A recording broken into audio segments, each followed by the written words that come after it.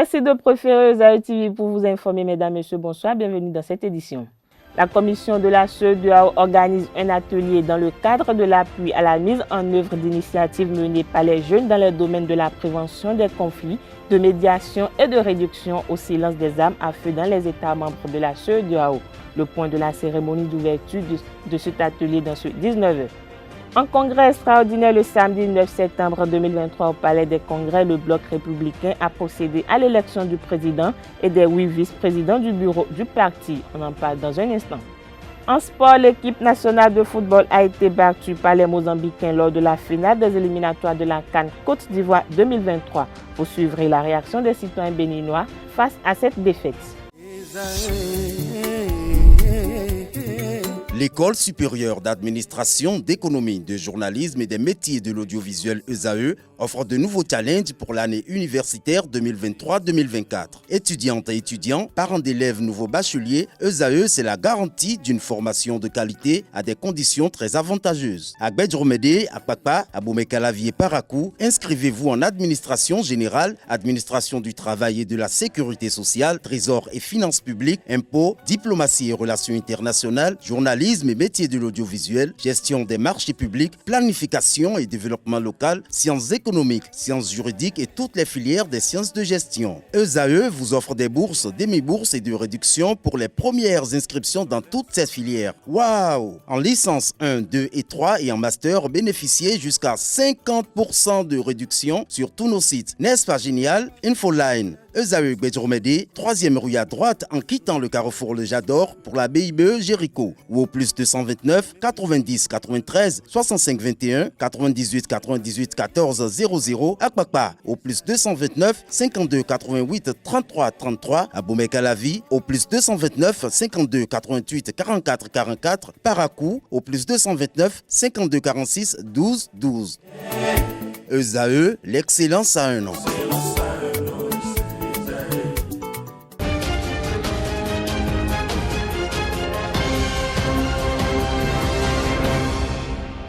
Bonsoir, la communauté économique des États de l'Afrique de l'Ouest CEDEAO organise à Cotonou un atelier sur la prévention des conflits de médiation et de faire silencer les armes par les jeunes dans les États membres de la CEDEAO. Cet atelier réunit les jeunes leaders, les organisations de la société civile et des militants de la paix. Le reportage de la cérémonie d'ouverture de l'atelier avec Anna Eldo. Je voudrais finir par déclarer au nom du représentant résident de la CEDEAO, son Excellence Amadou Diong, ouvert cet atelier au niveau de la République du Bénin. Ainsi s'ouvre l'atelier sur la prévention des conflits, de médiation et de faire silencer les armes mené par les jeunes dans les États membres de la CEDEAO. Réunis à Cotonou, les acteurs de la direction des affaires politiques de la CEDEAO, les jeunes militants pour la paix et les organisations de la société civile vont partager des connaissances autour de diverses thématiques. Cette activité vient également œuvrer pour la prise de conscience des jeunes afin d'accroître les initiatives de prévention. La problématique de la paix et du développement durable ne peuvent être réglées sans s'attaquer aux causes profondes des conflits et s'engager activement dans les efforts de prévention de conflits et de médiation dans une approche globale qui inclut la participation et l'implication significative de tous les segments de notre société. C'est dans ce contexte que, conscients de la place qu'occupent les jeunes en tant qu'acteurs de changement et victimes dans le processus de règlement de conflits, la restauration de la paix et de la sécurité, que la commission de la CEDEAO, notamment la direction des affaires politiques, à travers le département des affaires politiques, décide de mettre à contribution l'énergie, les idées et les perspectives de sa jeunesse dans les efforts de construction ou de prévention des conflits, de consolidation de la paix dans notre région. Autrement dit, prendre en compte la voix de la jeunesse pour mieux intégrer ses préoccupations et analyses dans le processus de prise de décision liées à la paix et à la sécurité. Pour ce faire, la Commission entend inclure davantage les jeunes en faisant la promotion des initiatives qu'ils mènent sur la prévention des conflits, la médiation et pour faire taire les armes définitivement dans notre sous-région et par ricochet au niveau de la région. Cet atelier salvateur n'a pas manqué du soutien financier de certains programmes de la CEDEAO. La préoccupation majeure qui porte, c'est qu'est-ce que l'Afrique va devenir. Et c'est ça en fait qui nous réunit. Si vous voyez la plupart d'entre nous, vous voyez, j'ai déjà des cheveux blancs. Dans 15 ans, dans 20 ans, nous ne serons plus là au niveau actif. Et c'est selon vous, la jeunesse, qui devriez aller de l'avant. Parce que la jeunesse est le fer de lance de toute société. Parce que les générations passent et les générations viennent. Et nous voudrons justement que le flambeau pour la prospérité et l'édification d'une Afrique meilleure soit effective et soit maintenue. Et cette rencontre qui a été planifiée par la direction des affaires politiques relève justement d'une activité soutenue par le projet APSA. Quand vous entendez APSA, c'est l'acronyme anglais qui veut dire l'architecture de paix et de sécurité pour l'Afrique.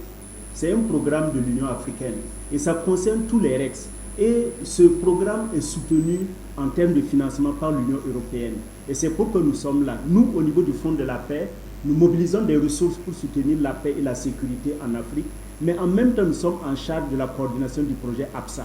Et pour nous, c'est un témoignage d'être présent, de voir comment la direction des affaires politiques engage les acteurs de la société civile, engage les États membres, engage la jeunesse, pour qu'ensemble, on puisse lutter contre la prolifération de la violence, la prolifération des conflits, pour qu'ensemble, on puisse bâtir une Afrique meilleure. Plusieurs résultats sont attendus au terme de ces assises, notamment l'accroissement des connaissances en vue de contribuer à une paix durable et à un développement à long terme.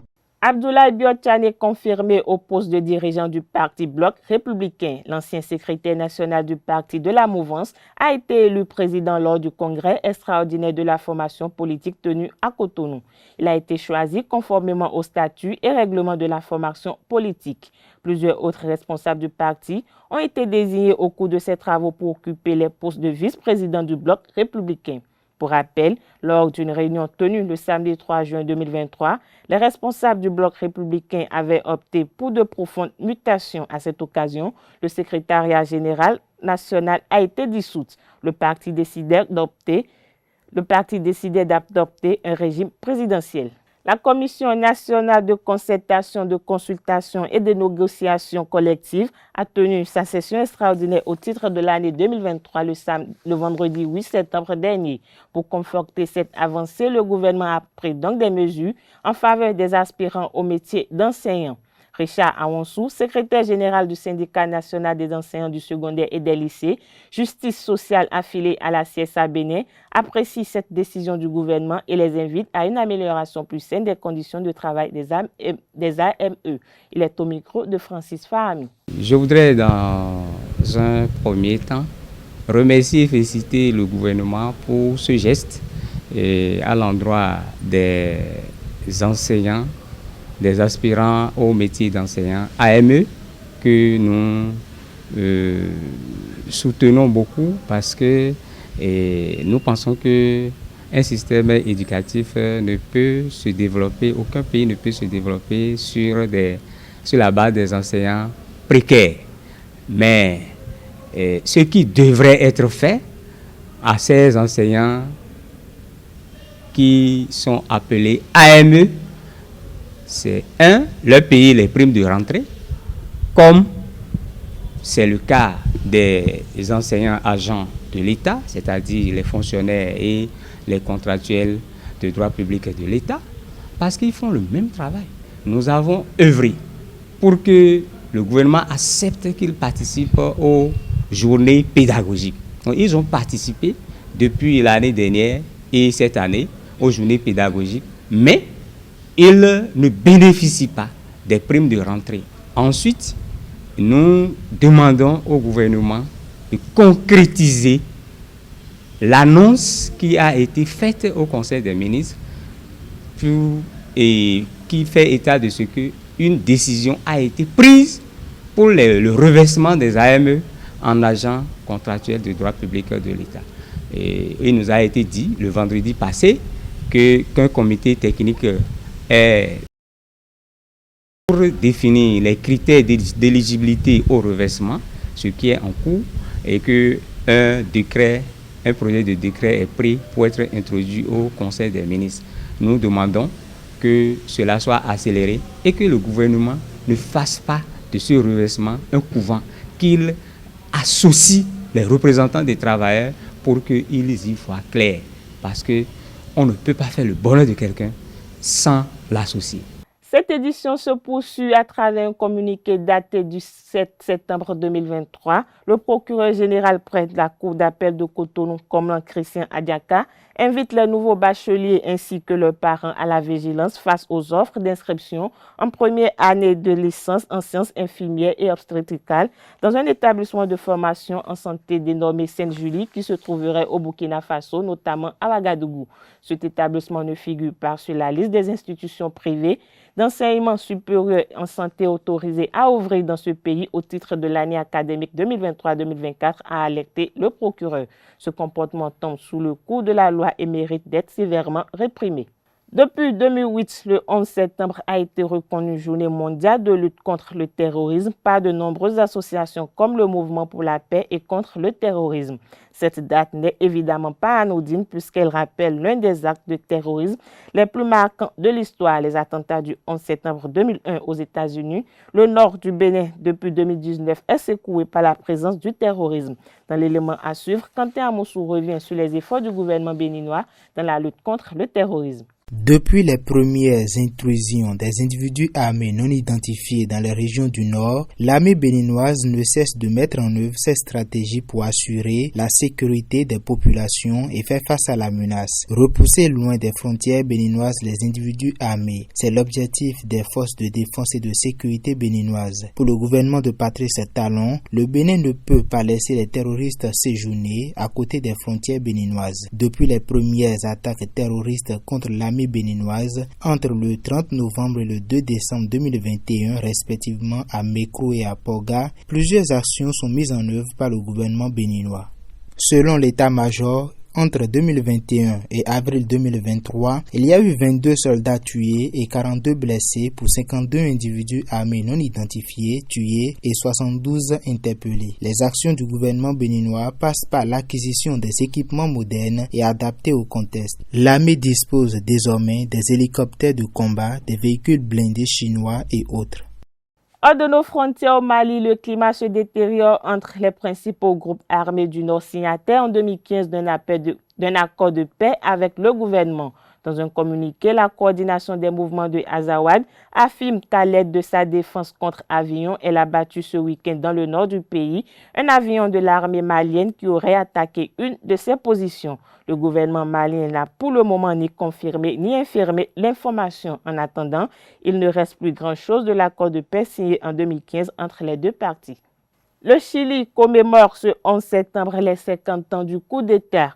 Le 11 septembre 1973, le général Augusto Pinochet renversait le président socialiste Salvador Allende et le palais de la Moneda était bombardé. Une dictature a ensuite été installée pendant 17 ans. Elle a fait des milliers d'exilés, de torturés et de prisonniers politiques. Plus de 3200 personnes ont été tuées, dont près de 1200 sont toujours disparues. Le président Boric, premier dirigeant à participer à une marche en mémoire des victimes depuis la fin de la dictature en 1990, a condamné ces événements. Parlons sport à présent. Les Guépards du Bénin ont concédé une défaite fatale au Mozambique 3-2 le samedi dernier à l'occasion de la dernière journée des éliminatoires de la Coupe d'Afrique des Nations Côte d'Ivoire 2023. Quelques jours après cette élimination, Colombe Oussou a sillonné la ville de Cotonou pour recueillir les impressions de quelques citoyens. J'ai suivi le match de bout en bout, mais vraiment, je suis vraiment déçu parce que mon pays, le Bénin, n'est pas au rendez-vous en Côte d'Ivoire. Nous, on se disait, quand ils vont mettre un but, ça fera 3-2. Et quand Côte d'Ivoire 2024, les Guépards seront présents, le Bénin sera présent. Mais quand à la 95e minute, les gens là, ils nous ont mis le 3e but. Mais là, moi, je regardais les gens étaient abattus. Comment on peut comprendre ça? Ce que vous devez faire, et c'est ce que ça on vous a fait. 3-2. Ça a été un désespoir total. Ça a été une défaite, un échec pour le football béninois.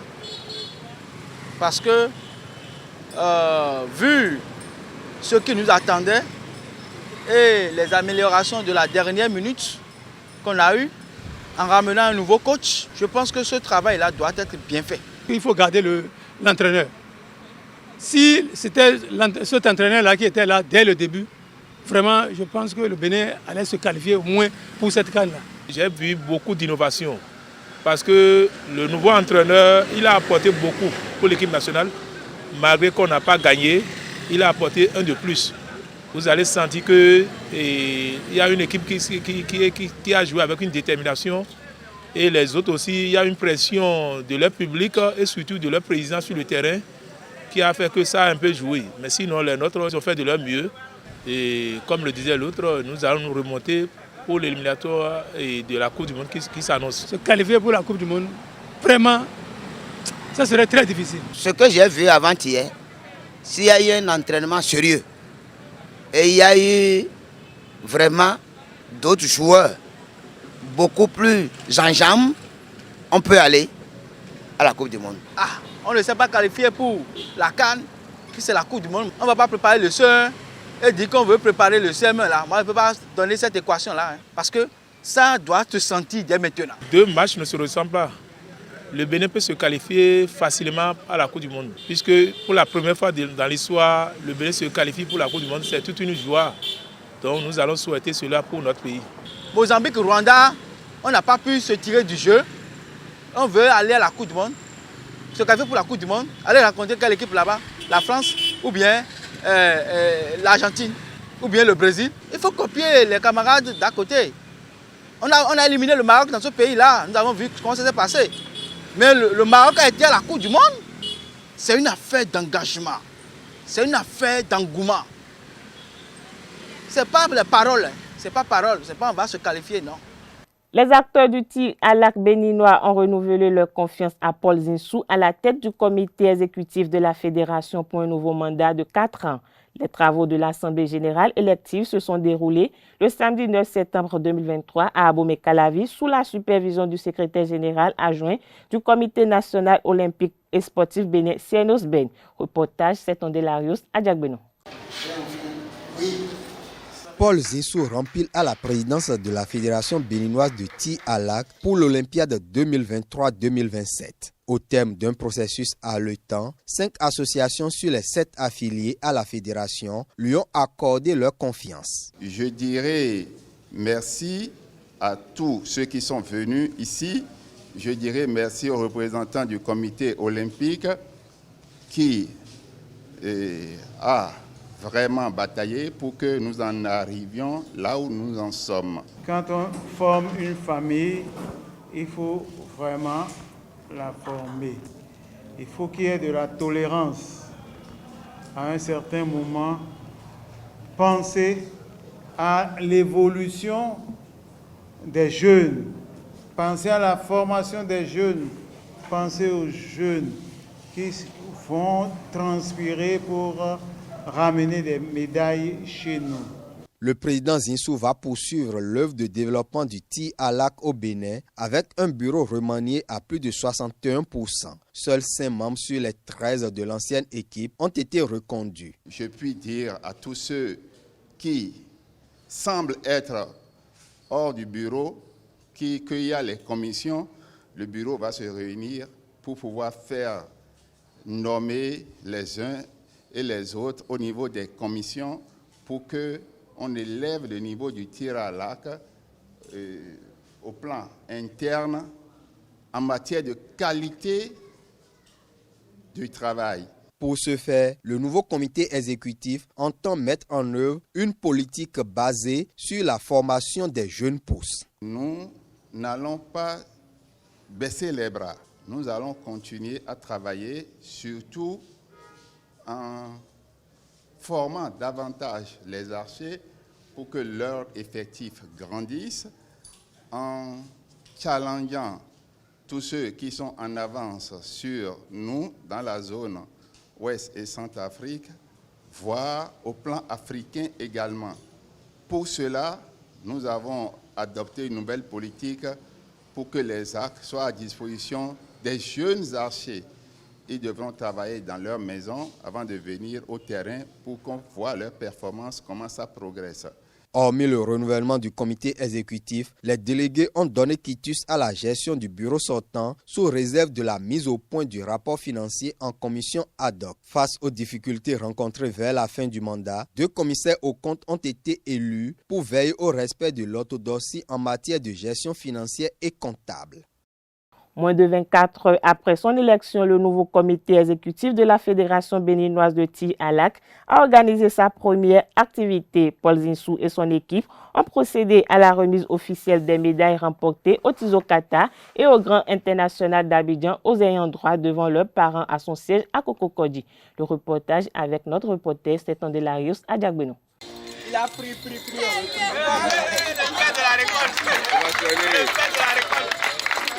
Quelques jours après leur retour de la Côte d'Ivoire, avec une moisson de 23 médailles, dont 2 en or, glanées au tournoi international des zones Ouest et Centrafrique et au Grand Prix international d'Abidjan, les archers béninois reçoivent de façon symbolique leur laurier devant leurs parents.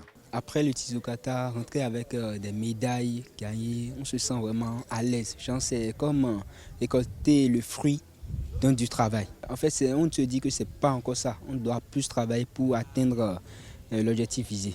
Deuxième derrière le pays hôte, le Bénin aurait pu détrôner la Côte d'Ivoire. Nul était le manque de matériel adéquat. La Côte d'Ivoire a beaucoup d'équipements. Chaque archer a son arc, il a son caméscope, il a tout ce qu'il faut pour tracer flèches et il travaille à la maison tous les jours avant d'aller au cours.